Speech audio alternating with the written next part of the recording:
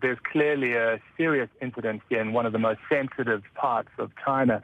As you know, John, right outside the Forbidden City gates under the portrait of Mao and opposite Tiananmen Square, this car, it looks like an SUV, appeared to crash through the barricades, catch on fire or was on fire as it crashed. We're not entirely sure. Right now I'm right on the edge of Tiananmen Square. Already authorities have been scrubbing up the area. Tourists, there's normally hundreds, if not thousands in this area, have been kept away from the scene, both kept away from Tiananmen Square and from in front of the Forbidden City. There are several plainclothes officials, some taking photographs, others on radio.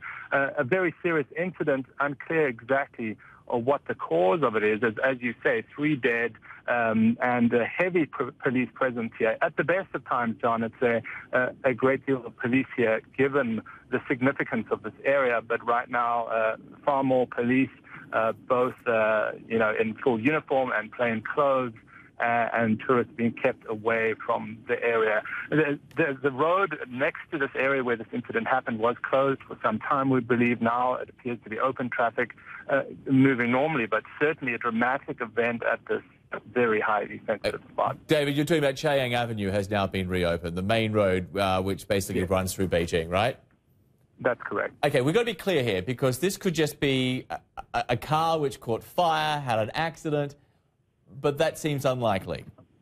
We just don't know, and I don't want to speculate, Sure. but it is given the significance of this area, the historical importance of it, as well as just day-to-day, the focus that this area has for China, Chinese tourists, and obviously foreigners.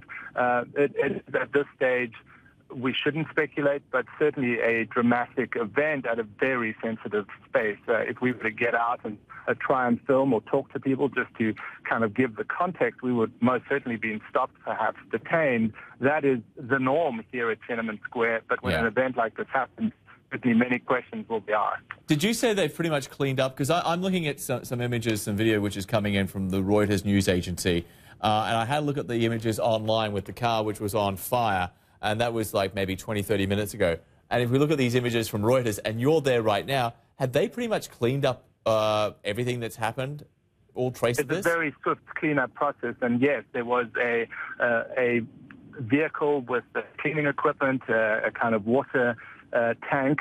There were individuals cleaning up with brooms, just sweeping up the area. It doesn't look like anything happened, really, and already we've seen a certain level of censorship of the photographs being put on social media. I can see from where I'm driving, police waving away tourists, blocking off certain sections of access by foot. Again, this is always a sensitive area, but given the fact they've been so quick to clean this up, it really does pose questions about this incident. It would normally be, though, an area that would be very quickly cleaned up, giving it significance. Of course, Tiananmen Square, ever since the Tiananmen Square massacre in 1989,